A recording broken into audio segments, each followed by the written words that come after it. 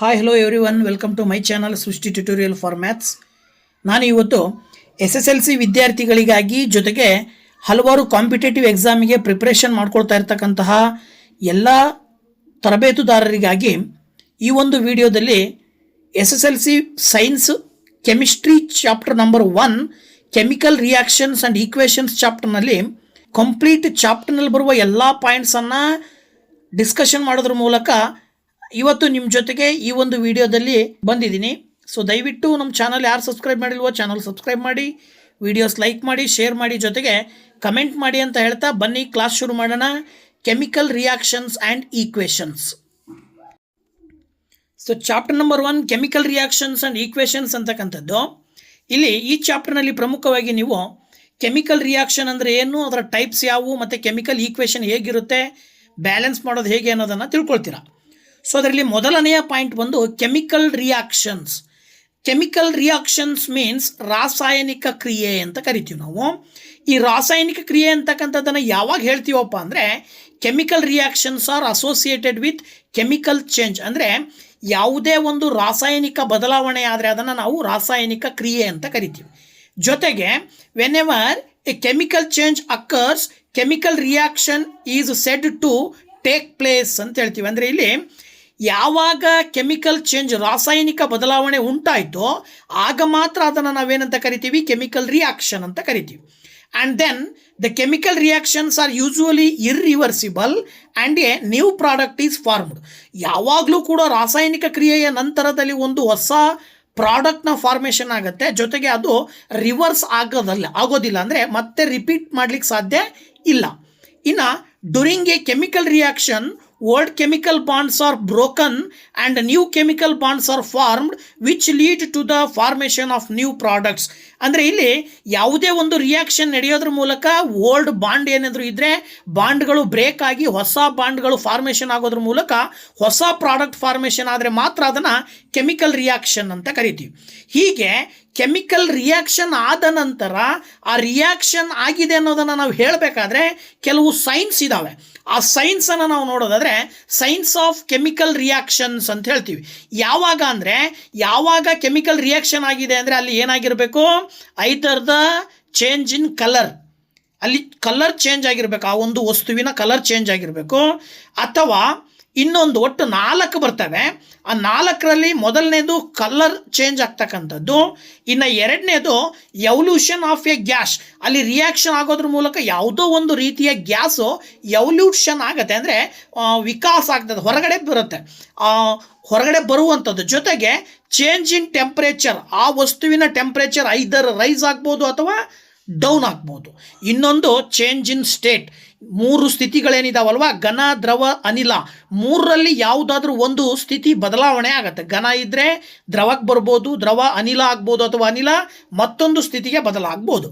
ಇದನ್ನು ನಾವು ಈ ಒಂದು ಸೈನ್ಸ್ ಆಫ್ ಕೆಮಿಕಲ್ ರಿಯಾಕ್ಷನ್ಸ್ ಅಂತ ಹೇಳ್ತೀವಿ. ಈ ಆದಂಥ ಕೆಮಿಕಲ್ ರಿಯಾಕ್ಷನನ್ನು ನಾವು ರೆಪ್ರೆಸೆಂಟೇಷನ್ ಮಾಡಬೇಕಲ್ವಾ, ರಿಟರ್ನ್ ಬರಿಬೇಕಲ್ವಾ. ಸೊ ಬರೀತಕ್ಕಂಥ ಒಂದು ವಿಧಾನವನ್ನೇ ವರ್ಡ್ ಈಕ್ವೇಷನ್ಸ್ ಅಂತ ಕರಿತೀವಿ. ಇಲ್ಲಿ ನೋಡಿ, A word equation describes chemical change using the names of the reactants and products. ಇಲ್ಲಿ ರಿಯಾಕ್ಷನ್ ಆದ ನಂತರದಲ್ಲಿ ನಾವೇನು ಮಾಡ್ತೀವಿ ಅಲ್ಲಿ ಅಂದರೆ 2 ಭಾಗವನ್ನು ಮಾಡ್ತೀವಿ ನಾವು ಬರೆಯುವಂಥ ಹಂತದಲ್ಲಿ. ಒಂದು ಕಡೆ ರಿಯಾಕ್ಟೆಂಟ್ಸನ್ನು ಬರಿತೀವಿ, ಇನ್ನೊಂದು ಕಡೆ ಪ್ರಾಡಕ್ಟ್ಸನ್ನು ಬರಿತೀವಿ. ಸೊ ರಿಯಾಕ್ಟೆಂಟ್ಸ್ ಅಂತ ಹೇಳಿದ್ರೆ ಕ್ರಿಯೆಯಲ್ಲಿ ಪಾಲ್ಗೊಳ್ಳುವಂತಹ ಅಂಶಗಳು, ಕ್ರಿಯೆಯಲ್ಲಿ ಯಾವ ಒಂದು ವಸ್ತುಗಳು ಪಾಲ್ಗೊಳ್ತಾವೋ ಅವುಗಳನ್ನು ರಿಯಾಕ್ಟೆಂಟ್ಸ್ ಅಂತ ಕರಿತೀವಿ. ಪಾಲ್ಗೊಂಡ ನಂತರ ಫಾರ್ಮೇಷನ್ ಆಗುವ ಪ್ರಾಡಕ್ಟನ್ನು ನಾವು ಪ್ರಾಡಕ್ಟ್ಸ್ ಅಂತ ಹೇಳ್ತೀವಿ. ಈಗ ಉದಾಹರಣೆಗೆ ಇಲ್ಲೊಂದು ಈಕ್ವೇಷನನ್ನು ಬರೆಯೋಣ ನಾವು. ಯಾವುದು, ಮೀಥೇನ್ ಗ್ಯಾಸು ಮತ್ತು ಆಕ್ಸಿಜನ್ ಮಧ್ಯೆ ರಿಯಾಕ್ಷನ್ ಆಗಿ carbon dioxide and water formation ಆಗುತ್ತೆ ಅಂತ ತಿಳ್ಕೊಂಡ್ರೆ, ಸೊ ಇದನ್ನು ನಾವು ಹೇಗೆ ಬರಿತೀವಿ ನೋಡಿ. ಇಲ್ಲಿ ಮೀಥೇನ್ ಮತ್ತು ಆಕ್ಸಿಜನ್ನು ಲೆಫ್ಟ್ ಸೈಡಲ್ಲಿ ಬರುತ್ತೆ, ಅಂದರೆ ಅವುಗಳನ್ನು ನಾವು ರಿಯಾಕ್ಟೆಂಟ್ಸ್ ಅಂತ ಕರಿತೀವಿ. ಮಧ್ಯ ಚಿಹ್ನೆ ನಾವೇನು ಮಾಡಬೇಕಾಗತ್ತೆ, ಪ್ಲಸ್ ಅಂತ ಹಾಕ್ತೀವಿ. ಈ ರೀತಿಯಲ್ಲಿ ಮೀಥೇನ್ ಪ್ಲಸ್ ಆಕ್ಸಿಜನ್ನು ಇವೆರಡನ್ನು ರಿಯಾಕ್ಟೆಂಟ್ ಅಂತ ಕರೆದ್ರೆ ಮಧ್ಯದಲ್ಲಿ ಒಂದು ಆರೋ ಮಾರ್ಕ್ ಬರುತ್ತೆ. ಆರೋ ಮಾರ್ಕಿನ ಮುಂಭಾಗದಲ್ಲಿ ನಾವು ಪ್ರಾಡಕ್ಟ್ಸನ್ನು ಬರಿತೀವಿ. ಕಾರ್ಬನ್ ಡೈಆಕ್ಸೈಡ್ ಪ್ಲಸ್ ವಾಟರ್ ಇವೆರಡು ಏನಾಗ್ತವೆ, ಪ್ರಾಡಕ್ಟ್ ಆಗ್ತವೆ. ಸೊ ಈ ರೀತಿಯಲ್ಲಿ ರಿಯಾಕ್ಟೆಂಟ್ಸನ್ನು ಲೆಫ್ಟ್ ಸೈಡಲ್ಲಿ ಬರೆದ್ರೆ ಪ್ರಾಡಕ್ಟ್ಸನ್ನು ನಾವು ರೈಟ್ ಸೈಡಲ್ಲಿ ಬರಿತೀವಿ. ಅವೆರಡರ ಮಧ್ಯದಲ್ಲಿ ಆರೋ ಮಾರ್ಕ್ ಚಿಹ್ನೆಯನ್ನು ಹಾಕ್ತೀವಿ. ಸೊ ಇದು ರಿಯಾಕ್ಷನ್ ಆದ ನಂತರದಲ್ಲಿ ರಿಯಾಕ್ಷನ್ ಆಗಿರುವಂಥದ್ದನ್ನು ರಿಟರ್ನ್ ಬರಿತಕ್ಕಂಥದ್ದು.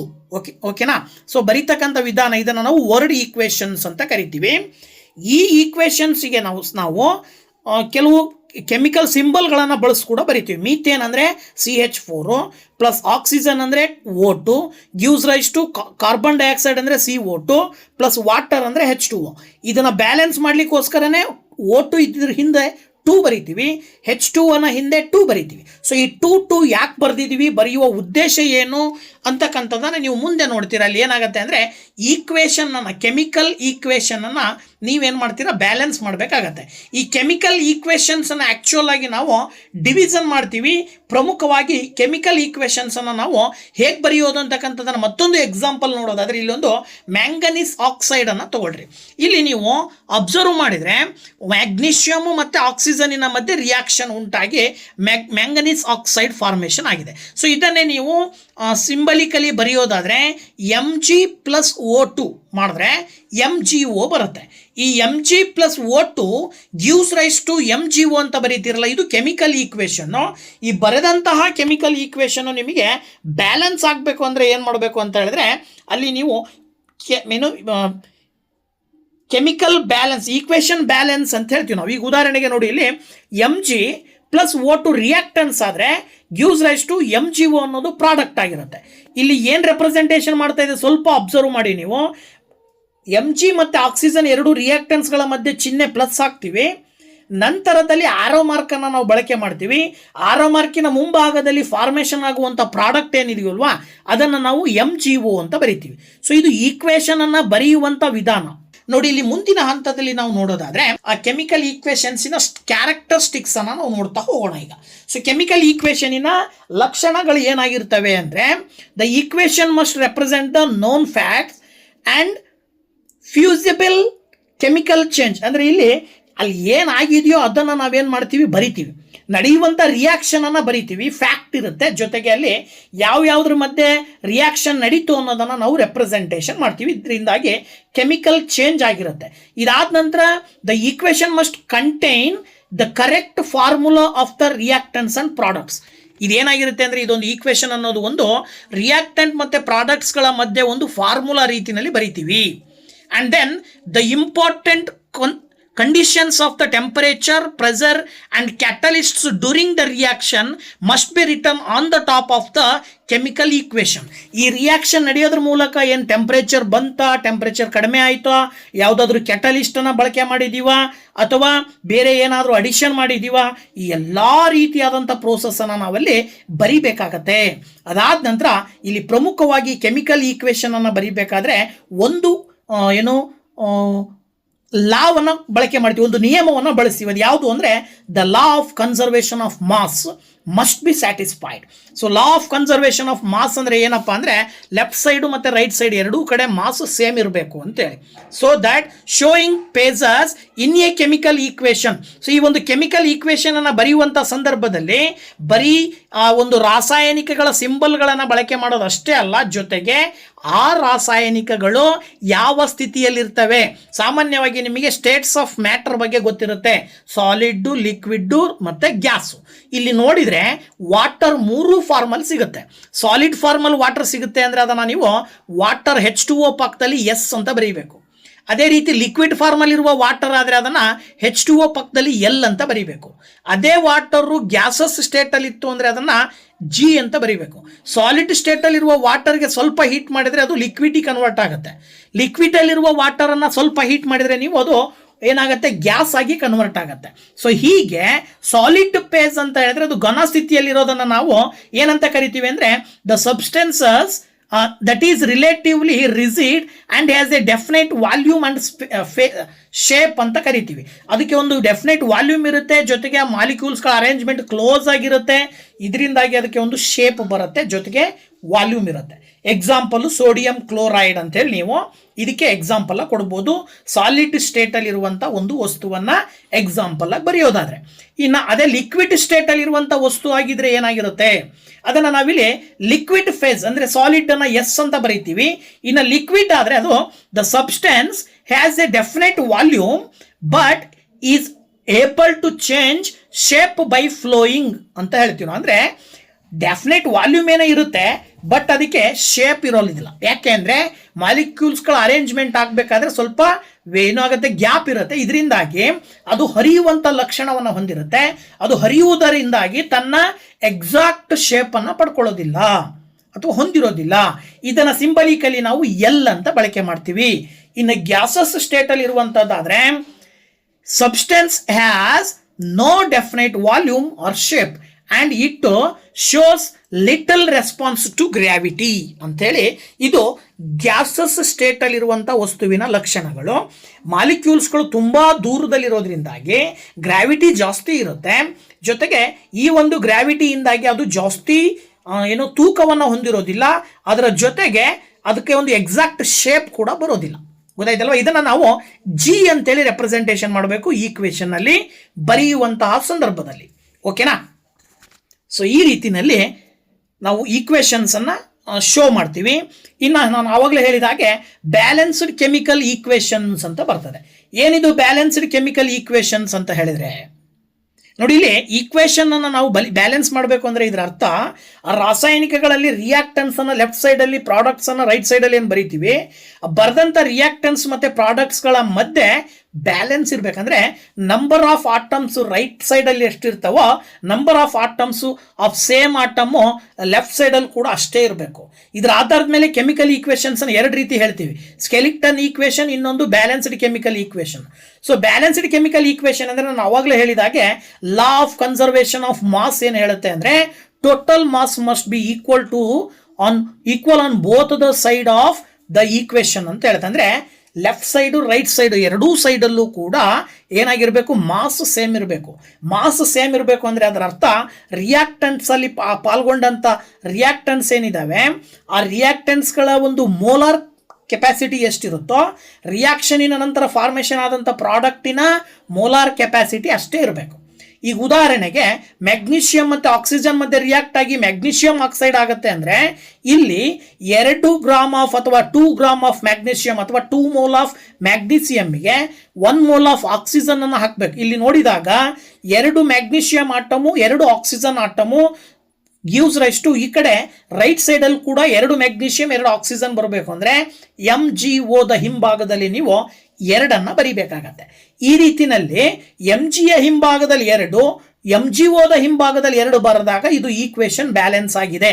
ಅಂದರೆ ಇದು law of conservation of mass ಅನ್ನ ಇದು ಒಳಗೊಂಡಿದೆ ಅನ್ನೋದನ್ನು ಸೂಚನೆ ಮಾಡುತ್ತೆ.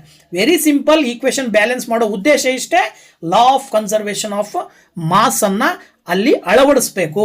ಈಗ ಉದಾಹರಣೆಗೆ ಇಲ್ಲಿ 2 ಎಕ್ಸಾಂಪಲ್ ಅನ್ನು ನೋಡ್ಬೋದು. ಅನ್ಬ್ಯಾಲೆನ್ಸ್ಡ್, ಈ ಕಡೆ ಬ್ಯಾಲೆನ್ಸ್ಡ್. ಅನ್ಬ್ಯಾಲೆನ್ಸ್ಡ್ ಅಂದರೆ ಲೆಫ್ಟ್ ಸೈಡಲ್ಲಿ ರಿಯಾಕ್ಟೆಂಟ್ಸ್ನಲ್ಲಿ 2 ಹೈಡ್ರೋಜನ್ 2 ಕ್ಲೋರಿನ್ ಇದ್ದು ಪ್ರಾಡಕ್ಟಲ್ಲಿ ಒಂದೇ ಹೈಡ್ರೋಜನ್ 1 ಕ್ಲೋರಿನ್ ಇದೆ ಅಂದರೆ ಅದು ಅನ್ಬ್ಯಾಲೆನ್ಸು. ಈ ಕಡೆ ಅದನ್ನೇ 2 ಹೈಡ್ರೋಜನ್ 2 ಕ್ಲೋರಿನ್ಗೆ ಮತ್ತೆ ರೈಟ್ ಸೈಡಲ್ಲೂ ಕೂಡ 2 ಹೈಡ್ರೋಜನ್ 2 ಕ್ಲೋರಿನ್ ಬರೋ ರೀತಿಯಲ್ಲಿ ನಾವು ಆಟಮ್ಸ್ಗಳನ್ನು ನಾವು ಹಂಚಿದ್ದೀವಿ ಅಂದರೆ ಅದು ಬ್ಯಾಲೆನ್ಸ್ ಆಗಿದೆ ಅಂತ ಅರ್ಥ. ನೀವು ಸ್ವಲ್ಪ ಅಬ್ಸರ್ವ್ ಮಾಡಿದರೆ ಮೊದಲನೇ ಈಕ್ವೇಷನ್ನಲ್ಲಿ 2 ಹೈಡ್ರೋಜನ್ ಇದೆ, 2 ಕ್ಲೋರಿನ್ ಇದೆ ರಿಯಾಕ್ಟೆಂಟ್ ಕಡೆ. ಇನ್ನು ಪ್ರಾಡಕ್ಟಲ್ಲಿ ಏನಾಗಿದೆ, 1 ಹೈಡ್ರೋಜನ್ 1 ಕ್ಲೋರಿನ್ ಇದೆ. ಅಂದರೆ ಇದರ ಅರ್ಥ ಏನಿಲ್ಲಿ, ಈಕ್ವೇಷನ್ ಬ್ಯಾಲೆನ್ಸ್ ತಪ್ಪಿದೆ. ಅಂದರೆ ಈಕ್ವೇಷನ್ ಬ್ಯಾಲೆನ್ಸ್ ಆಗಿಲ್ಲ. ಎರಡೂ ಭಾಗದಲ್ಲೂ ರಿಯಾಕ್ಟೆಂಟ್ಸ್ ಮತ್ತು ಪ್ರಾಡಕ್ಟ್ಸ್ಗಳ ಮಧ್ಯೆ ಮೋಲಾರ್ ಕೆಪಾಸಿಟಿನಲ್ಲಿ ವೇರಿಯೇಷನ್ ಇದೆ ಅಂತ ಅರ್ಥ. ಈ ಕಡೆ ಬಂದರೆ ನೋಡಿ, ಇಲ್ಲಿ ಇನ್ನೊಂದು ಬ್ಯಾಲೆನ್ಸ್ಡ್ ಈಕ್ವೇಷನಲ್ಲಿ 2 ಹೈಡ್ರೋಜನ್ ಆಟಮು 2 ಕ್ಲೋರಿನ್ ಆಟಮ್ ರಿಯಾಕ್ಟೆಂಟ್ಸ್ಗಳಲ್ಲಿ ಅಲ್ವಾ. ಸೊ ನೋಡಿ, 2 ಹೈಡ್ರೋಜನ್ ಆಟಮು ಮತ್ತು 2 ಕ್ಲೋರಿನ್ ಆಟಮ್, ಇವುಗಳ ಮಧ್ಯೆ ರಿಯಾಕ್ಷನಿನ ನಂತರ ಮುಂಭಾಗದಲ್ಲಿ 2HCl ಅಂತ ಬರಿಬೇಕಾಗತ್ತೆ ನಾವು. ಯಾಕೆ 2HCl ಬರ್ದಿವಿ ಅಂದರೆ ಅಲ್ಲಿ 2 ಬರ್ದ್ವಿ ಅಂದ್ರೆ ಅಂದ ತಕ್ಷಣ ಹೈಡ್ರೋಜನ್ನಿನ ಸಂಖ್ಯೆನೂ 2 ಆಗತ್ತೆ, ಆಟಮ್ ಸಂಖ್ಯೆ. ಕ್ಲೋರಿನ್ ಆಟಮ್ನ ಸಂಖ್ಯೆನೂ 2 ಆಗುತ್ತೆ. ಅಲ್ಲಿಗೆ ರಿಯಾಕ್ಟೆಂಟ್ಸ್ಗಳಲ್ಲಿ ಹೈಡ್ರೋಜನ್ 2 ಇದೆ, ಪ್ರಾಡಕ್ಟಲ್ಲಿ ಹೈಡ್ರೋಜನ್ 2 ಇದೆ. ರಿಯಾಕ್ಟೆಂಟ್ಸಲ್ಲಿ ಕ್ಲೋರಿನ್ 2 ಇದೆ, ಪ್ರಾಡಕ್ಟಲ್ಲಿ ಕ್ಲೋರಿನ್ 2 ಇದೆ. ಅಂದರೆ ಈಗ ಇದು ಈಕ್ವೇಷನ್ನು ಬ್ಯಾಲೆನ್ಸ್ ಆಗಿದೆ. ಸೊ ಇದನ್ನು ನಾವು ಬ್ಯಾಲೆನ್ಸ್ಡ್ ಕೆಮಿಕಲ್ ಈಕ್ವೇಷನ್ ಅಂತೇಳಿ ಕರಿತೀವಿ. ಓಕೆನಾ. ಈಗ ಉದಾಹರಣೆಗೆ ಇನ್ನೊಂದು ಎಕ್ಸಾಂಪಲ್, ಮೀಥೇನು ಮತ್ತು ಆಕ್ಸಿಜನ್ ಮಧ್ಯೆ ರಿಯಾಕ್ಷನ್ ಆಗಿ carbon dioxide and water formation ಆಗುತ್ತಲ್ವಾ. ಸೊ ಮೀಥೇನ್ ಅಂದರೆ CH4 ಪ್ಲಸ್ ಆಕ್ಸಿಜನ್ ಅಂತ ಹೇಳಿದ್ರೆ O2 ಅಂತ ಬರಿತೀವಿ. ಕಂಬೈನ್ ಆಗಿ ಕಾರ್ಬನ್ ಡೈಆಕ್ಸೈಡ್ ಮತ್ತು H2O ಫಾರ್ಮೇಷನ್ ಆಗುತ್ತೆ. ಅಂದರೆ ಎರಡೂ ಕಡೆ ಕಂಪ್ಯಾರಿಸನ್ ಮಾಡಿದ್ರೆ ರಿಯಾಕ್ಟೆಂಟ್ಸಲ್ಲಿ ಆ್ಯಕ್ಚುಲ್ ಆಗಿ 1 ಕಾರ್ಬನ್ ಇದೆ, ಪ್ರಾಡಕ್ಟ್ ಸೈಡಲ್ಲೂ ಕೂಡ 1 ಕಾರ್ಬನ್ ಆಯಿತು. ಇನ್ನು ರಿಯಾಕ್ಟೆನ್ಸಲ್ಲಿ ಒಟ್ಟು 4 ಹೈಡ್ರೋಜನ್ ಇದ್ದಾವೆ, ಪ್ರಾಡಕ್ಟಲ್ಲಿ 2 ಇತ್ತು. ನಾವೀಗ ಅದನ್ನು 4 ಮಾಡಬೇಕು ಅಂದರೆ H2O ಹಿಂಭಾಗದಲ್ಲಿ 2 ಬರಿಬೇಕು. ಆಗ ಅಲ್ಲಿಗೆ 4 ಹೈಡ್ರೋಜನ್ ಆಯಿತು. ಇನ್ನು O2 ಅಂತ ಹೇಳಿದ್ರೆ ಆಕ್ಸಿಜನ್ 2 ಇತ್ತು, ಅದನ್ನು ನಾವು ಈ ಕಡೆ ನೋಡಿದಾಗ H2O ಹಿಂಭಾಗದಲ್ಲಿ 2 ಬರೆದಿರೋದ್ರಿಂದ ಆಕ್ಸಿಜನ್ 2, CO2 ನಲ್ಲಿರುವ ಆಕ್ಸಿಜನ್ 2, ಒಟ್ಟು 4 ಆಕ್ಸಿಜನ್ ಆಗ್ತವೆ. ಹಾಗಾಗಿ O2 ಹಿಂಭಾಗದಲ್ಲಿ 2 ಬರೆದ್ರಿ ಅಂತ ಹೇಳಿದ್ರೆ ಈಗ ಈಕ್ವೇಶನ್ ಬ್ಯಾಲೆನ್ಸ್ ಆಯ್ತು. ರಿಯಾಕ್ಟೆನ್ಸ್ ಅಲ್ಲಿ 1 ಕಾರ್ಬನ್, 4 ಹೈಡ್ರೋಜನ್, 4 ಆಕ್ಸಿಜನ್.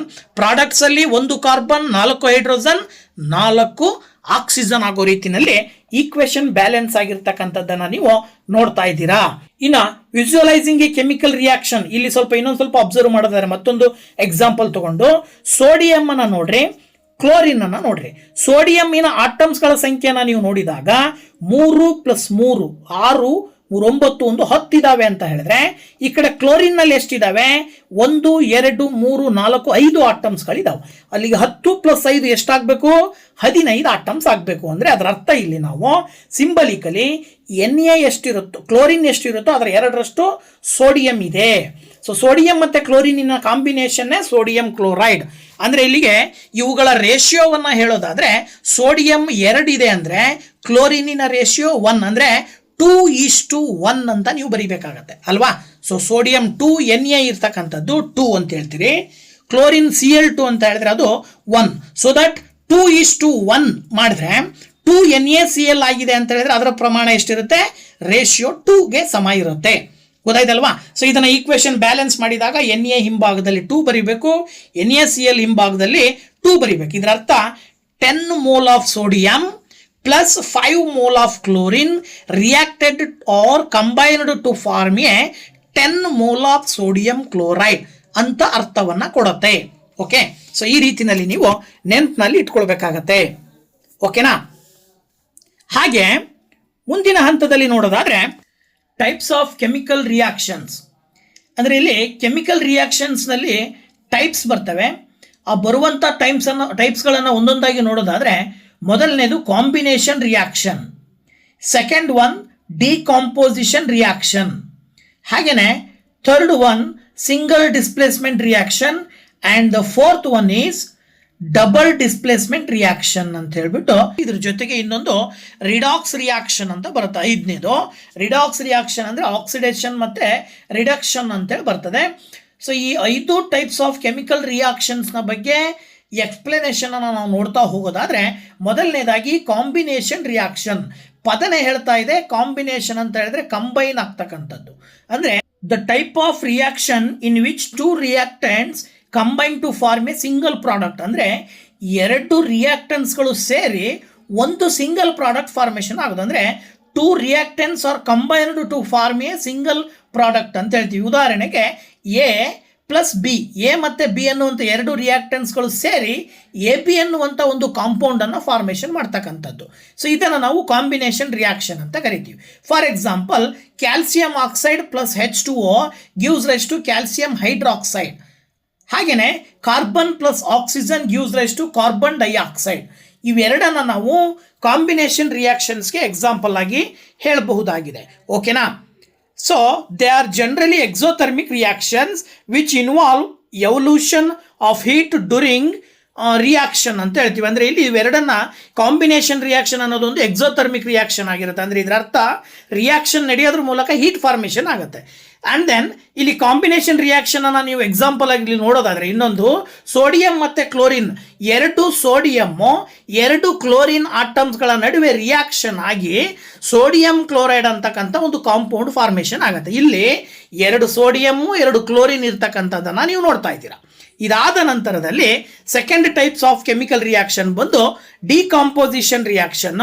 ಡಿಕಾಂಪೋಸಿಷನ್ ಅಂದರೆ ಇದು ಅರ್ಥ ಕೊಡುತ್ತೆ ಏನಂತ ಹೇಳಿ, 2 or more simpler product formation ಆಗುತ್ತೆ. ಅಂದರೆ ಸಿಂಗಲ್ ರಿಯಾಕ್ಟೆಂಟು ಬ್ರೇಕ್ ಡೌನ್ ಆಗಿ 2 or more ಸಿಂಪ್ಲರ್ ಪ್ರಾಡಕ್ಟನ್ನು ಫಾರ್ಮೇಷನ್ ಮಾಡುವಂಥ ಒಂದು ಪ್ರೊಸೀಜರು. ಇದನ್ನು ನಾವು ಡಿಕಾಂಪೋಸಿಷನ್ ರಿಯಾಕ್ಷನ್ ಅಂತ ಹೇಳ್ಬಿಟ್ಟು ಕರಿತೀವಿ. ಉದಾಹರಣೆಗೆ ಎ ಬಿ ಅನ್ನುವಂಥ ಒಂದು ಪ್ರಾಡಕ್ಟ್ ಇದೆ ಅಂದರೆ ಎ ಬಿ ಅನ್ನುವಂಥ ಒಂದು ರಿಯಾಕ್ಟೆಂಟ್ ಅಲ್ಲಿರುವ ಎ ಮತ್ತು ಬಿಗಳು ಸಪರೇಟ್ ಆಗುವಂಥ ರಿಯಾಕ್ಷನ್. After reaction A and B are separated. ಅಂದರೆ for example hydrogen dioxide water ಇದೆ ಅಂದರೆ ವಾಟರಲ್ಲಿರುವ ಹೈಡ್ರೋಜನ್ ಬೇರೆ ಆಕ್ಸಿಜನ್ ಬೇರೆ ಆಗುತ್ತೆ ರಿಯಾಕ್ಷನಿನ ನಂತರ. ಈ ತರಹದ ರಿಯಾಕ್ಷನ್ಸನ್ನು ನಾವು ಡಿಕಾಂಪೋಸಿಷನ್ ಅಂತ ಕರಿತೀವಿ. ಈ ಡಿಕಾಂಪೋಸಿಷನ್ ರಿಯಾಕ್ಷನ್ಸು ಸಾಮಾನ್ಯವಾಗಿ ಇದಕ್ಕೆ ನಾವೇ ಎಕ್ಸ್ಟರ್ನಲ್ ಆಗಿ ಹೀಟನ್ನು ಕೊಡಬೇಕಾಗತ್ತೆ ಅಥವಾ ಎಲೆಕ್ಟ್ರಿಸಿಟಿಯನ್ನು ಕೊಡಬೇಕಾಗತ್ತೆ ಅಥವಾ ಒಟ್ಟಾರೆಯಾಗಿ ಒಂದು ಎನರ್ಜಿಯನ್ನು ಸಪ್ಲೈ ಮಾಡಬೇಕಾಗತ್ತೆ. ಇದರಿಂದಾಗಿ ರಿಯಾಕ್ಷನ್ ನಡೆದರೆ ಇದನ್ನು ನಾವು ಥರ್ಮಲ್ ಡಿಕಾಂಪೋಸಿಷನ್ ಅಥವಾ ಎಲೆಕ್ಟ್ರೋಲೈಟಿಕ್ ಡಿಕಾಂಪೋಸಿಷನ್ ಅಥವಾ ಫೋಟೋ ಡಿಕಾಂಪೋಸಿಷನ್ ರಿಯಾಕ್ಷನ್ ಅಂತ ಹೇಳ್ಬಿಟ್ಟು ವಿವಿಧ ರೀತಿಯಲ್ಲಿ ಹೇಳ್ತೀವಿ. ಒಟ್ಟಾರೆಯಾಗಿ ಇದು ಒಂದು ಎಂಡೋಥರ್ಮಿಕ್ ರಿಯಾಕ್ಷನ್. ಅಂದರೆ ಇಲ್ಲಿ ರಿಯಾಕ್ಷನ್ ನಡಿಬೇಕು ಅಂತ ಹೇಳಿದ್ರೆ ಎಕ್ಸ್ಟರ್ನಲ್ ಆಗಿ ನಾವೇ ಎನರ್ಜಿಯನ್ನು ಕೊಡಬೇಕಾಗಿರೋದ್ರಿಂದ ಹೀಟನ್ನು ಕೊಡಬೇಕಾಗಿರೋದ್ರಿಂದಾಗಿ ಇದು ಏನಂತ ಹೇಳ್ತೀವಿ, ಎಂಡೋಥರ್ಮಿಕ್ ಅಂತ ಹೇಳ್ತೀವಿ.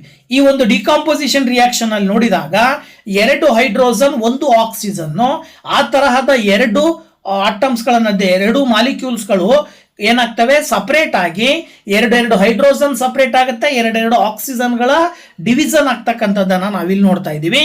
ಸೊ ಎ ಬಿ ಇದ್ದಿದ್ದು ಎ ಪ್ಲಸ್ ಬಿ ಫಾರ್ಮಿಂಗ್ ಬಂತು ಅಂದರೆ ಸಿಂಗಲ್ ಕಾಂಪೌಂಡ್ ಇದ್ದಿದ್ದು 2 or more elements are compounds ಆಗಿ ಸ್ಪ್ಲಿಟ್ ಆಗ್ತಕ್ಕಂಥದ್ದನ್ನೇ ಡಿಕಾಂಪೋಸಿಷನ್ ರಿಯಾಕ್ಷನ್ಸ್ ಅಂತ ಕರಿತೀವಿ. ಇನ್ನೂ ಹಲವು ಎಕ್ಸಾಂಪಲ್ಸ್ಗಳನ್ನು ನೀವಿಲ್ಲಿ ನೋಡ್ಬೋದು. ಓಕೆನಾ. ಸೊ ಇವೆಲ್ಲವೂ ಕೂಡ ಡಿಕಾಂಪೋಸಿಷನ್ ರಿಯಾಕ್ಷನ್ಗೆ ಎಕ್ಸಾಂಪಲ್. ಇನ್ನು ಥರ್ಡ್ ಟೈಪ್ chemical reaction ಬಂದು displacement reaction. The reaction in which A more reactive element displaces A less reactive element from its salt solution is known as displacement reaction.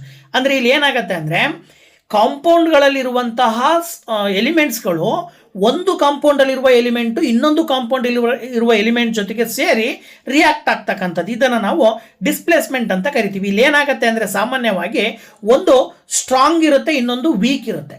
ಆ ರೀತಿ more reactive ಇರುವಂಥದ್ದು less reactive ಇರುವುದನ್ನು replace ಮಾಡುವಂಥ reaction. ಉದಾಹರಣೆಗೆ magnesium ಮತ್ತು copper ಸಲ್ಫೇಟಲ್ಲಿ copper ಏನಾಗುತ್ತೆ, ಹೊರಗಡೆ ಹೋಗುತ್ತೆ, ಕಾಪರ್ ಇರುವ ಜಾಗಕ್ಕೆ ಮ್ಯಾಗ್ನೀಷಿಯಂ ಬರುತ್ತೆ. ಇದರ ಅರ್ಥ ಏನು, magnesium is more reactive than copper ಅಂತ ಅರ್ಥ. ಸೊ ಇದರ ಆಧಾರದ ಮೇಲೆ ಎ ಪ್ಲಸ್ ಬಿ ಸಿ ಇದ್ದು ಎ ಸಿ ಪ್ಲಸ್ ಬಿ ರೂಪಕ್ಕೆ ಬರುತ್ತೆ. ಗೊತ್ತಾಯ್ತಾ. ಸೊ ಇಲ್ಲಿ ಮೋರ್ ರಿಯಾಕ್ಟಿವ್ ಎಲಿಮೆಂಟು ಒಂದು ಕಾಂಪೌಂಡ್ ಅಲ್ಲಿರುವಂತಹ ಒಂದು ಎಲಿಮೆಂಟನ್ನು ಹೊರಗಡೆ ಹಾಕಿ ಅದ್ರ ಜೊತೆ ಸೇರಿಕೊಂಡು ಕಾಂಪೌಂಡ್ ಫಾರ್ಮೇಷನ್ ಮಾಡ್ಕೊಳ್ತಕ್ಕಂಥದ್ದು, ಇದನ್ನು ನಾವು ಸಿಂಗಲ್ ಡಿಸ್ಪ್ಲೇಸ್ಮೆಂಟ್ ಅಂತ ಕರಿತೀವಿ. ಇನ್ನು ನೆಕ್ಸ್ಟ್ ಟೈಪ್ ಬಂದು ಡಬಲ್ ಡಿಸ್ಪ್ಲೇಸ್ಮೆಂಟ್ ರಿಯಾಕ್ಷನ್. ಇಲ್ಲಿ ಡಬಲ್ ಡಿಸ್ಪ್ಲೇಸ್ಮೆಂಟ್ ರಿಯಾಕ್ಷನ್ ಅಂದ್ರೆ ಏನಾಗುತ್ತೆ ಅಂದ್ರೆ ಸೇಮ್ 2 ಎಲಿಮೆಂಟ್ಸ್ಗಳು 2 ಕಡೆ ಕಾಂಪೌಂಡ್ ಇರ್ತವೆ, ಕಾಂಪೌಂಡ್ಗಳಲ್ಲಿರುವಂತಹ ಎಲಿಮೆಂಟ್ಸ್ಗಳು ಏನಾಗ್ತವೆ, ಅದಲು ಬದಲು ಆಗ್ತವೆ, ರೀಪ್ಲೇಸ್ ಆಗ್ತವೆ.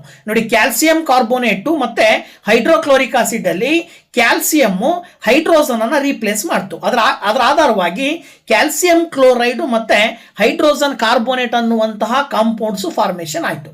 ಇದನ್ನು ನಾವೇನಂತ ಕರಿತೀವಿ, ಡಬಲ್ ಡಿಸ್ಪ್ಲೇಸ್ಮೆಂಟ್ ರಿಯಾಕ್ಷನ್. ನೋಡಿ, A B plus C D ರೂಪದಲ್ಲಿದ್ದರೆ ಎ ಡಿ ಜೊತೆ ರಿಯಾಕ್ಟ್ ಆಗಿ ಎ ಡಿ ಫಾರ್ಮೇಷನ್ ಆಗುತ್ತೆ, ಬಿ ಮತ್ತು ಸಿ ಕಂಬೈಂಡ್ ಆಗಿ ಬಿ ಸಿ ಫಾರ್ಮೇಷನ್ ಆಗುತ್ತೆ. ಸೊ ಇದನ್ನು ನಾವು ಡಬಲ್ ಡಿಸ್ಪ್ಲೇಸ್ಮೆಂಟ್ ರಿಯಾಕ್ಷನ್ ಅಂತ ಕರಿತೀವಿ. ಇಂಥ ಡಬಲ್ ಡಿಸ್ಪ್ಲೇಸ್ಮೆಂಟ್ ರಿಯಾಕ್ಷನ್ಗೆ ನೀವು ಸಾಕಷ್ಟು ಎಕ್ಸಾಂಪಲ್ಸ್ಗಳನ್ನು ನಾವು ಕೊಡಬಹುದು. ನೆಕ್ಸ್ಟ್ ಬರುವಂಥದ್ದು ರಿಯಾಕ್ಟಿವಿಟಿ ಸೀರೀಸ್. ಸೊ ಇಲ್ಲಿ ರಿಯಾಕ್ಟಿವಿಟಿ ಸೀರೀಸ್ ಅಂದರೆ ನಾವು ಈಗ ತಾನೇ ಡಿಸ್ಕಷನ್ ಮಾಡಿದ ಹಾಗೆ ಮೋರ್ ರಿಯಾಕ್ಟಿವ್ ಮೆಟಲ್ಸ್ ಮತ್ತು ಲೆಸ್ ರಿಯಾಕ್ಟಿವ್ ಮೆಟಲ್ಸ್ ಅಂತೇಳಿ ಮೆಟಲ್ಸ್ಗಳನ್ನು ನಾವು ಕ್ಲಾಸಿಫಿಕೇಶನ್ ಮಾಡ್ತೀವಿ. ಇದರ ಆಧಾರದ ಮೇಲೆ ಅಪ್ಪಲ್ಲಿ ಮೋರ್ ರಿಯಾಕ್ಟಿವ್ ಮೆಟಲ್ಸನ್ನು ನಾವು ಬರಿತೀವಿ, ಹಾಗೆಯೇ ಡೌನ್ನಲ್ಲಿ ಲೆಸ್ ರಿಯಾಕ್ಟಿವ್ ಮೆಟಲ್ಸ್ಗಳನ್ನು ಬರಿತಾ ಹೋಗ್ತೀವಿ. The series which arranges metals in the decreasing order of reactivity is known as the reactivity series. ಈಗ for example potassium most reactive metal ಆಗಿರೋದ್ರಿಂದ ಪೊಟ್ಯಾಷಿಯಮನ್ನು ಮೇಲ್ಗಡೆ ಬರಿತೀವಿ. ತುಂಬ ಕಡಿಮೆ ರಿಯಾಕ್ಟಿವಿಟಿಯನ್ನು ಹೊಂದಿರತಕ್ಕಂಥದ್ದು ಪ್ಲಾಟಿನಮ್ಮು, ಅದು ಕೆಳಗಡೆ ಬರುತ್ತೆ. ಸೊ ಇವುಗಳ ಮಧ್ಯೆ ಆ ಒಂದು ಮೆಟಲ್ಸ್ಗಳ ಒಂದು ರಿಯಾಕ್ಟಿವಿಟಿಯ ಕೆಪಾಸಿಟಿಯ ಆಧಾರದ ಮೇಲೆ 1 by 1 ಬರಿತಾ ಹೋಗ್ತೀವಿ. ಸೊ ನೋಡಿ, ಪೊಟ್ಯಾಷಿಯಮ್ಮಿನ ನಂತರ ಸೋಡಿಯಂ ಬರುತ್ತೆ, ಆನಂತರ ಕ್ಯಾಲ್ಸಿಯಂ ಬರುತ್ತೆ, ಆನಂತರ ಮ್ಯಾಗ್ನೀಷಿಯಂ, ಆನಂತರ ಅಲ್ಯೂಮಿನಿಯಂ, ಇನ್ನು ಕಾರ್ಬನ್ನಿನ ನಂತರ ಜಿಂಕು. ಈ ಥರ ನಾವು ಮೆಟಲ್ಸ್ಗಳನ್ನು ಬರಿತಾ ಹೋಗ್ತೀವಿ. So Dus the least reactive metals is placed at the bottom while the most reactive metal is placed at the top of the series ಅಂತ ಹೇಳಿ ನಾವು ಹೇಳ್ಬೋದು. ಇದನ್ನ ನಾವು ರಿಯಾಕ್ಟಿವಿಟಿ ಸಿರೀಸ್ ಅಂತ ಹೇಳ್ಬಿಟ್ಟು ಕರಿತೀವಿ. ಈ ಒಂದು ರಿಯಾಕ್ಟಿವಿಟಿ ಸಿರೀಸ್ ಅನ್ನು ನಾವಿಲ್ಲಿ the data provided by the reactivity series can be used to predict whether a metal can displace another in a displacement reaction. ಅಂದರೆ ಈ ಡಿಸ್ಪ್ಲೇಸ್ಮೆಂಟ್ ರಿಯಾಕ್ಷನ್ ಅಲ್ಲಿ ಯಾವ ಎಲಿಮೆಂಟು ಡಿಸ್ಪ್ಲೇಸ್ ಆಗುತ್ತೆ, ಯಾವ ಎಲಿಮೆಂಟನ್ನು ಡಿಸ್ಪ್ಲೇಸ್ ಮಾಡುತ್ತೆ, ಯಾವ ಎಲಿಮೆಂಟಿನ ಮಧ್ಯೆ ರಿಯಾಕ್ಷನ್ ನಡೀತದೆ, ಯಾವ ರೀತಿಯ ಕಾಂಪೌಂಡ್ ಫಾರ್ಮೇಷನ್ ಆಗುತ್ತೆ, ಈ ತರಹದ ಮಾಹಿತಿಯನ್ನು ನಾವು ತಿಳ್ಕೊಬೋದು. ಯಾವಾಗ ಅಂದರೆ ನಮಗೆ ರಿಯಾಕ್ಟಿವಿಟಿ ಸಿರೀಸ್ನ ಮಾಹಿತಿ ಇದ್ರೆ, ಅಂದರೆ ಮೋಸ್ಟ್ ರಿಯಾಕ್ಟಿವ್ ಮೆಟಲ್ ಯಾವುದು, ಲೆಸ್ ರಿಯಾಕ್ಟಿವ್ ಮೆಟಲ್ ಯಾವುದು ಗೊತ್ತಿದ್ರೆ. ಓಕೆ, ಸೊ ಇದಾದ ನಂತರದಲ್ಲಿ ನೆಕ್ಸ್ಟ್ 5ನೇ type of chemical reaction redox reaction ಅಂತ ಬರುತ್ತೆ. Redox reactions are those reactions in which both oxidation and reduction takes place simultaneously ಅಂತ ಹೇಳ್ತೀವಿ ನಾವು.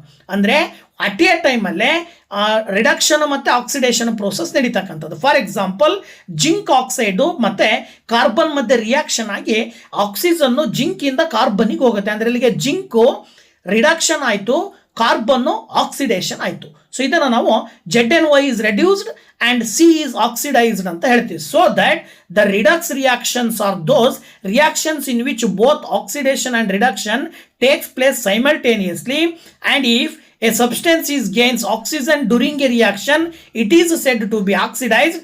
If a substance loses oxygen during a reaction, it is said to be reduced ಅಂತೇಳಿ ನಾವು ಸುಲಭವಾಗಿ ಹೇಳ್ತಾ ಇದ್ದೀವಿ. Very simple. ಆಕ್ಸಿಡೇಷನ್ ಅಂತ ಹೇಳಿದ್ರೆ ಆಕ್ಸಿಜನ್ ಅನ್ನ ಗೈನ್ ಮಾಡುವಂಥದ್ದು, ರಿಡಕ್ಷನ್ ಅಂತ ಹೇಳಿದ್ರೆ ಆಕ್ಸಿಜನ್ ಅನ್ನ ಕಳ್ಕೊಳ್ತಕ್ಕಂಥದ್ದು. ಓಕೆನಾ?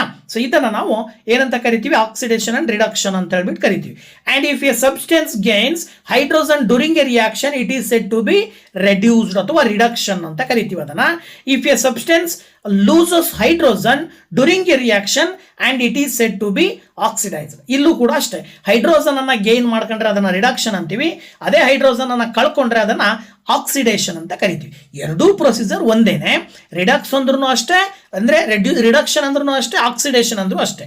ಇಲ್ಲಿ ಕಂಪ್ಲೀಟ್ ಆಗಿ ವೈಸ ವರ್ಷ ಆಕ್ಸಿಜನ್ ಮತ್ತು ಹೈಡ್ರೋಜನ್ಗಳನ್ನ ಪಡ್ಕೊಳ್ಳುವ ಅಥವಾ ಕಳ್ಕೊಳ್ಳೋದ್ರ ಆಧಾರದ ಮೇಲೆ ಹೇಳ್ತಕ್ಕಂಥದ್ದು ರಿಡಕ್ಷನ್ ಅಂಡ್ ಆಕ್ಸಿಡೇಷನ್ ಅಂತೇಳಿ. ಗೊತ್ತಾಯ್ತಲ್ವಾ? ಆಕ್ಸಿಡೇಷನ್ ಅಲ್ಲಿ ಆಕ್ಸಿಜನ್ ಗೇನ್ ಆದರೆ ರಿಡಕ್ಷನ್ ಅಲ್ಲಿ ಹೈಡ್ರೋಜನ್ ಅನ್ನ ಗೇನ್ ಮಾಡ್ತದೆ ಅಂತ ಅರ್ಥವನ್ನ ಕೊಡುತ್ತೆ. ಓಕೆನಾ? ಸೊ ಇಲ್ಲಿ ಎಕ್ಸಾಂಪಲ್ ಕೊಟ್ಟಿರ್ತಕ್ಕಂಥದ್ದನ್ನ ನೋಡೋದಾದ್ರೆ ಇಲ್ಲಿ bromine Br2 is reduced and NH2 is oxidised ಅಂತ ಹೇಳ್ತೀವಿ ನಾವು. ಅಂದ್ರೆ ಹೈಡ್ರೋಜನ್ ಅನ್ನ ಪಡ್ಕೊಂಡ್ರೆ ಅದು ರಿಡಕ್ಷನ್, ಆಕ್ಸಿಜನ್ ಹೈಡ್ರೋಜನ್ ಅನ್ನ ಕಳ್ಕೊಂಡ್ರೆ ಅದು ಆಕ್ಸಿಡೇಷನ್. ಓಕೆನಾ? ಸೊ ಈ ರೀತಿಯಲ್ಲಿ ನಾವು ಈ ಒಂದು ರಿಡಾಕ್ಸ್ ರಿಯಾಕ್ಷನ್ ಅನ್ನ ಎಕ್ಸ್ಪ್ಲನೇಷನ್ ಮಾಡ್ತೀವಿ. So the oxidising agent are those substances which makes available oxygen or removes hydrogen and helps reaction to take place and facilitates the oxidation process. ಯಾವುದಾದ್ರೂ ಒಂದು ಸಂದರ್ಭದಲ್ಲಿ ಆಕ್ಸಿಡೈಸಿಂಗ್ ಏಜೆಂಟ್ ಆಗಿ ಬಳಕೆ ಮಾಡ್ತೀವಿ. ಯಾವಾಗ ಅಂದರೆ ಆಕ್ಸಿಡೇಷನ್ ಪ್ರೋಸೆಸ್ ಅನ್ನು ನಡೆಸಬೇಕು, ಆ ರಿಯಾಕ್ಷನ್ ಅಲ್ಲಿ ಆಕ್ಸಿಜನ್ ಅನ್ನ ಗೇನ್ ಮಾಡಿಕೊಂಡು ರಿಯಾಕ್ಷನ್ ಪ್ರೋಸೆಸ್ ನಡೀಬೇಕು ಅಂದರೆ ಆಕ್ಸಿಡೈಸಿಂಗ್ ಏಜೆಂಟ್ ಅನ್ನು ನಾವು ಬಳಕೆ ಮಾಡ್ತೀವಿ. ಆಕ್ಸಿಜನ್ ರೆಡ್ಯೂಸ್ ಮಾಡೋದು ಅಥವಾ ಆಕ್ಸಿಜನ್ ಅನ್ನ ಗೇನ್ ಮಾಡುವಂತ ಎರಡೂ ಪ್ರೊಸೀಜರ್ ಇದ್ದಾಗಲೂ ಕೂಡ ಆಕ್ಸಿಡೈಸಿಂಗ್ ಏಜೆಂಟ್ ಅನ್ನ ಬಳಕೆ ಮಾಡ್ತೀವಿ. ಇನ್ನು ರೆಡ್ಯೂಸಿಂಗ್ ಏಜೆಂಟ್ ಅಂತ ಅಂದ್ರೆ reducing agent are those substances which makes available hydrogen or removes oxygen and helps reaction to take place and facilitates the reduction process ಅಂತ ಹೇಳ್ತೀವಿ. ಅಂದ್ರೆ ಇಲ್ಲಿ ಯಾವುದಾದ್ರೂ ಸಂದರ್ಭದಲ್ಲಿ ಆಕ್ಸಿಜನ್ ಅನ್ನ ರೆಡ್ಯೂಸ್ ಮಾಡಬೇಕು ಅಥವಾ ಹೈಡ್ರೋಜನ್ ಅನ್ನ ಪಡ್ಕೊಳ್ಬೇಕು, ಅದ್ರ ಜೊತೆಗೆ ಆಕ್ಸಿಜನ್ ಅನ್ನ ರಿಮೂವ್ ಮಾಡಬೇಕಾದ ಸಂದರ್ಭ ಇದ್ದಾಗ ಏನ್ ಮಾಡ್ತೀವಿ ನಾವು, ರೆಡ್ಯೂಸಿಂಗ್ ಏಜೆಂಟ್ ಅನ್ನ ಬಳಕೆ ಮಾಡ್ತೀವಿ. ಗೊತ್ತಾಯ್ತಲ್ವಾ? ಸೊ ಆಕ್ಸಿಡೈಸಿಂಗ್ ಏಜೆಂಟ್ ಅನ್ನ ಬಳಸೋದು ಆಕ್ಸಿಜನ್ ಅನ್ನ ಹೈಡ್ರೋಜನ್ ಅನ್ನ ರಿಮೂವ್ ಮಾಡ್ಲಿಕ್ಕಾದ್ರೆ, ರೆಡ್ಯೂಸಿಂಗ್ ಏಜೆಂಟ್ ಅನ್ನ ಬಳಸೋದು ಆಕ್ಸಿಜನ್ ಅನ್ನ ರಿಮೂವ್ ಮಾಡ್ಲಿಕ್ಕೆ. ಅಥವಾ both oxidising agent and reducing agent facilitates redox reaction. ಕೆಲವು ಸಂದರ್ಭಗಳಲ್ಲಿ ಎರಡೂ ಏಜೆಂಟ್ ಅನ್ನ ಬಳಕೆ ಮಾಡಬೇಕಾಗತ್ತೆ, ಆಕ್ಸಿಡೈಸಿಂಗ್ ಏಜೆಂಟ್ ಮತ್ತೆ ರೆಡ್ಯೂಸಿಂಗ್ ಏಜೆಂಟ್ ಅನ್ನ. ಸೊ ಆ ರೀತಿ ಆಕ್ಸಿಡೈಸಿಂಗ್ ಏಜೆಂಟ್ ರೆಡ್ಯೂಸಿಂಗ್ ಏಜೆಂಟ್ ಅನ್ನ ಬಳಕೆ ಮಾಡೋದನ್ನ ರಿಡಕ್ಸ್ ರಿಯಾಕ್ಷನ್ ಅಂತ ಕರಿತೀವಿ ನಾವು. ಓಕೆನಾ? So the oxidation and reduction reactions in our daily lifes, ನಮ್ಮ ದಿನನಿತ್ಯ ಜೀವನದಲ್ಲಿ ಈ ಒಂದು ಆಕ್ಸಿಡೇಷನ್ ಮತ್ತೆ ರಿಡಕ್ಷನ್ ಪ್ರೋಸೆಸ್ ಅನ್ನ ನೋಡ್ತಾ ಹೋಗೋದಾದ್ರೆ ಪ್ರಮುಖವಾಗಿ ಎರಡು ರೀತಿಯಾದಂತಹ ಸನ್ನಿವೇಶಗಳನ್ನ ನಾವು ನೋಡ್ತೀವಿ. ಯಾವಪ್ಪ ಅಂತ ಹೇಳಿದ್ರೆ, ಒಂದು ಕೊರೋಸನ್, ಇನ್ನೊಂದು ರ್ಯಾನ್ಸಿಡಿಟಿ ಅಂತಕ್ಕಂತಹ ವಿಧಾನಗಳು ನಮ್ಮ ದಿನನಿತ್ಯ ಜೀವನದಲ್ಲಿ ನಡೀತವೆ. ಏನು ಕೊರೋಸನ್ ಅಂತ ಹೇಳಿದ್ರೆ ಏನು, ಮತ್ತೆ ರ್ಯಾನ್ಸಿಡಿಟಿ ಅಂದ್ರೆ ಏನು ಅಂತಕ್ಕಂಥದ್ದನ್ನು ನಾವಿಲ್ಲಿ ನೋಡೋದಾದ್ರೆ, ಹಿಯರ್ ಕೊರಸನ್ ನೀವು ಸಾಮಾನ್ಯವಾಗಿ ಸಾಕಷ್ಟು ಸುತ್ತಮುತ್ತಲಿನಲ್ಲಿ ನಡೆಯುವಂಥ ಕೆಲವು ಘಟನೆಗಳನ್ನು ನೋಡಿರ್ತೀರ. ಕಬ್ಬಿಣ ತುಕ್ಕು ಹಿಡಿಯುವಂತಹದ್ದು, ಅಥವಾ ಸಿಲ್ವರು ಬ್ಲ್ಯಾಕ್ ಆಗ್ತಕ್ಕಂಥ, ಸಿಲ್ವರ್ನ ಬಣ್ಣ ಕಪ್ಪು ಬಣ್ಣಕ್ಕೆ ತಿರುಗ್ತಕ್ಕಂಥದ್ದು, ಕಾಪರಿನ ಬಣ್ಣ ಹಸಿರು ಬಣ್ಣಕ್ಕೆ ತಿರುಗ್ತಕ್ಕಂಥದ್ದು, ಇವೆಲ್ಲವುಗಳನ್ನು ನೀವು ಅಬ್ಸರ್ವ್ ಮಾಡಿದರೆ ಇವು ಕೊರಸನ್ ಅಂತ ಕರಿತೀವಿ. ಅಂದರೆ it is A slow process of self oxidation ಅಂತ ಹೇಳ್ತೀವಿ. In which A metal undergoes layer by layer destruction after reaction with atmospheric oxygen and moisture ಅಂತ ಹೇಳ್ತೀವಿ ನಾವು. ಅಂದರೆ ಇಲ್ಲಿ ರಸ್ಟಿಂಗ್ ಆಫ್ ಐರನ್ ಅನ್ನ ಎಕ್ಸಾಂಪಲ್ ಕೊಡ್ಬೋದು, ಟರ್ನಿಶಿಂಗ್ ಆಫ್ ಸಿಲ್ವರು, ಕಾಪರು, ಇವೆಲ್ಲ ಏನಾಗ್ತವೆ ಅಂದರೆ ವಾತಾವರಣದಲ್ಲಿರುವ ಗಾಳಿ ಮತ್ತು ತೇವಾಂಶದೊಂದಿಗೆ ವರ್ತಿಸಿ ಆಕ್ಸೈಡ್ಸ್ ಆಗಿ ಕನ್ವರ್ಟ್ ಆಗ್ತವೆ. ಉದಾಹರಣೆಗೆ ಐರನ್ ಆಕ್ಸೈಡ್ ಆಗಿ ಕನ್ವರ್ಟ್ ಆದರೆ ಅದನ್ನೇ ರಸ್ಟಿಂಗ್ ಅಂತ ಕರಿತೀವಿ ನಾವು. ಅದೇ ಸಿಲ್ವರ್ ಆಕ್ಸೈಡ್ ಆಗಿ ಕನ್ವರ್ಟ್ ಆಯಿತು ಅಂದರೆ ಸಿಲ್ವರ್ನ ಬಣ್ಣ ಬ್ಲ್ಯಾಕ್ ಆಗುತ್ತೆ. ಅದೇ ರೀತಿ ಕಾಪರ್ ಆಕ್ಸೈಡ್ ಆಗಿ ಕನ್ವರ್ಟ್ ಆಗುತ್ತೆ, ಆಗ ಅದರ ಬಣ್ಣ ಗ್ರೀನ್ ಲೇಯರ್ ಫಾರ್ಮೇಷನ್ ಆಗುತ್ತೆ ಕಾಪರ್ನ ಮೇಲ್ಭಾಗದಲ್ಲಿ. ಸೊ ಇದನ್ನು ನಾವು ಕೊರೋಸನ್ ಅಂತ ಕರಿತೀವಿ. ಇದು ಮೆಟಲ್ಸ್ಗೆ ಸಂಬಂಧಪಟ್ಟಿದ್ದು. ಮೆಟಲ್ಸ್ಗಳ ಮಧ್ಯೆ ಅಥವಾ ಯಾವುದೇ ಒಂದು ಎಲಿಮೆಂಟ್ಸ್ಗಳು ವಾತಾವರಣದಲ್ಲಿರುವಂತಹ ಆಕ್ಸಿಜನ್ ಜೊತೆಗೆ ರಿಯಾಕ್ಟ್ ಆಗಿ ಆಕ್ಸೈಡ್ಸ್ ಆಗಿ ಕನ್ವರ್ಟ್ ಆಗುವಂಥ ಪ್ರೋಸೆಸ್. ಇನ್ನು ರ್ಯಾನ್ಸಿಡಿಟಿ ಅಂತಕ್ಕಂಥದ್ದು ಕೂಡ ಅಷ್ಟೇ. It is A slow process of self atmospheric oxidation of food containing fats and oils marked with unpleasant smell and taste ಅಂತ ಹೇಳ್ತೀವಿ ನಾವು. ಅಂದರೆ ಕೆಲವು ನಾವು ಆಹಾರ ಪದಾರ್ಥಗಳನ್ನು ಸೇವಿಸ್ತೀವಲ್ವಾ, ಯಾವ ಆಹಾರ ಪದಾರ್ಥಗಳಲ್ಲಿ ಎಣ್ಣೆಯ ಅಂಶ ಇರುತ್ತೋ, ಎಣ್ಣೆಯ ಪದಾರ್ಥಗಳಿಂದ ಯಾವುದೇ ಆಹಾರ ಪದಾರ್ಥಗಳನ್ನು ತಯಾರು ಮಾಡಿದರೆ ಆ ಪದಾರ್ಥಗಳಲ್ಲಿರುವ ಎಣ್ಣೆ ಆಕ್ಸಿಜನ್ ಜೊತೆಗೆ ಸೇರಿಕೊಂಡು, ಅಟ್ಮಾಸ್ಫಿಯರ್ನಲ್ಲಿರುವ ಆಕ್ಸಿಜನ್ ಜೊತೆ ಸೇರಿಕೊಂಡು ಆಕ್ಸೈಡ್ಸ್ ಆಗಿ ಕನ್ವರ್ಟ್ ಆಗುತ್ತೆ. ಈ ರೀತಿ ಆಕ್ಸೈಡ್ಸ್ ಆಗಿ ಕನ್ವರ್ಟ್ ಆಗೋದ್ರ ಮೂಲಕ ಅದು ತನ್ನ ಒಂದು ಟೇಸ್ಟನ್ನು ಕಳ್ಕೊಳ್ಳುತ್ತೆ, ಬೇರೊಂದು ಸ್ಮೆಲ್ ಬರುತ್ತೆ. ಸೊ ಅನ್ಪ್ಲೆಸೆಂಟ್ ಸ್ಮೆಲ್ ಮತ್ತು ಟೇಸ್ಟನ್ನು ಫಾರ್ಮೇಷನ್ ಮಾಡ್ಕೊಳ್ಳುವಂಥ ಈ ಪ್ರೋಸೆಸ್ಸನ್ನೇ ರ್ಯಾನ್ಸಿಡಿಟಿ ಅಂತ ಕರಿತೀವಿ ನಾವು. ಇನ್ನು ವೇಸ್ಟ್ ಟು ರೆಡ್ಯೂಸ್ ರ್ಯಾನ್ಸಿಡಿಟಿ, ನಾವು ಈ ರ್ಯಾನ್ಸಿಡಿಟಿಯನ್ನು ತಡೆಗಟ್ಟಬೇಕು, ಆಹಾರಗಳು ಆಕ್ಸಿಡೈಸ್ ಆಗೋದನ್ನು ನಿಲ್ಲಿಸಬೇಕು ಅಂತ ಹೇಳಿದ್ರೆ ಏನು ಮಾಡಬೇಕು? ಆ ಒಂದು ಆಹಾರ ಪದಾರ್ಥಗಳನ್ನು ಸ್ಟೋರ್ ಮಾಡ್ತಕ್ಕಂಥದ್ದು ಯಾವುದು? ಏರ್ ಟೈಟ್ ಕಂಟೈನರ್ನಲ್ಲಿ ಸ್ಟೋರ್ ಮಾಡಬೇಕಂದ್ರೆ ಅದರ ಒಳಗಡೆ ಗಾಳಿ ಪ್ರಸಾರ ಆಗದೇ ಇರೋ ರೀತಿಯಲ್ಲಿ ನೋಡ್ಕೊಳ್ಬೇಕು. ಇನ್ನು storing food at low temperature, ತುಂಬ ಕಡಿಮೆ ಟೆಂಪರೇಚರ್ ಇರುವಂತಹ ಜಾಗದಲ್ಲಿ ಆ ಒಂದು ಆಹಾರ ಪದಾರ್ಥಗಳನ್ನು ಸ್ಟೋರ್ ಮಾಡಬೇಕು. ಹಾಗೇನೆ storing food in dark containers to stop reactions due to sunlight, ಅಂದರೆ ಸನ್ಲೈಟ್ನ ಕಾರಣದಿಂದಾಗಿಯೂ ಕೂಡ ರಿಯಾಕ್ಷನ್ ನಡೆಯೋ ಸಾಧ್ಯತೆ ಇರುತ್ತೆ. ಹಾಗಾಗಿ ಬೆಳಕು ಬೀಳದೇ ಇರುವಂತಹ ಡಾರ್ಕ್ ಪ್ಲೇಸ್ಗಳಲ್ಲಿ ಈ ಒಂದು ಫುಡ್ಡನ್ನು ಸ್ಟೋರ್ ಮಾಡಬೇಕು. And then use of antioxidants, ಕೆಲವೊಂದು ಆಂಟಿ ಆಕ್ಸಿಡೆಂಟ್ಸ್ ಬರ್ತವೆ. Antioxidants such as BHT, ಹಾಗೆಯೇ ಇನ್ನೊಂದು ಯಾವುದು BHA. ಸೊ ಇವುಗಳನ್ನು ಬಳಕೆ ಮಾಡೋದ್ರ ಮೂಲಕ ಆಕ್ಸಿಡೈಸೇಷನ್ ಆಗ್ತಕ್ಕಂಥದ್ದನ್ನು ತಡೆಗಟ್ಟುವುದರ ಮೂಲಕವಾಗಿ ನೀವು ಸ್ಟೋರ್ ಮಾಡಬಹುದು. ಓಕೆನಾ? ಸೊ ಇವಿಷ್ಟು ಹಂತಗಳನ್ನು ಬಳಕೆ ಮಾಡೋದ್ರ ಮೂಲಕ ಆಹಾರ ಕೆಡದೇ ಇರೋ ರೀತಿಯಲ್ಲಿ ನಾವು ನೋಡ್ಕೊಳ್ಳಿಕ್ಕೆ ಸಾಧ್ಯ ಆಗುತ್ತೆ. ಸೊ ಅದನ್ನು ನಾವು ಬಳಕೆ ಮಾಡ್ತಕ್ಕಂಥದ್ದು ತುಂಬ ಅನುಕೂಲಕರವಾಗಿರುತ್ತೆ. ಓಕೆನಾ? ಸೊ ಇಲ್ಲಿ ತನಕ ವಿಡಿಯೋ ನೋಡಿದ್ದೀರಾ. ಕಂಪ್ಲೀಟ್ ಆಗಿ ಕೆಮಿಕಲ್ ರಿಯಾಕ್ಷನ್ಸ್ ಆ್ಯಂಡ್ ಈಕ್ವೇಷನ್ಸ್ ಪಾಠಕ್ಕೆ ಸಂಬಂಧಪಟ್ಟಂತಹ ಸಂಪೂರ್ಣ ಮಾಹಿತಿಯನ್ನು ಇವತ್ತು ನಿಮ್ಮ ಜೊತೆ ಹಂಚ್ಕೊಂಡಿದ್ದೀನಿ. ಈ ಒಂದು ಚಾಪ್ಟರ್ನ ನೀವು ಕಲಿಯೋದ್ರ ಮೂಲಕವಾಗಿ ಸಾಕಷ್ಟು ಪ್ರಶ್ನೆಗಳು, ಪರೀಕ್ಷೆಯಲ್ಲಿ ಬರುವ ಸಾಕಷ್ಟು ಪ್ರಶ್ನೆಗಳಿಗೆ ಉತ್ತರ ಬರೀಬೋದು. ವಿಡಿಯೋ ಇಷ್ಟ ಆದರೆ ಲೈಕ್ ಮಾಡಿ, ಶೇರ್ ಮಾಡಿ, ಕಮೆಂಟ್ ಮಾಡಿ ಅಂತ ಹೇಳ್ತಾ once again thank you very much. Bye bye.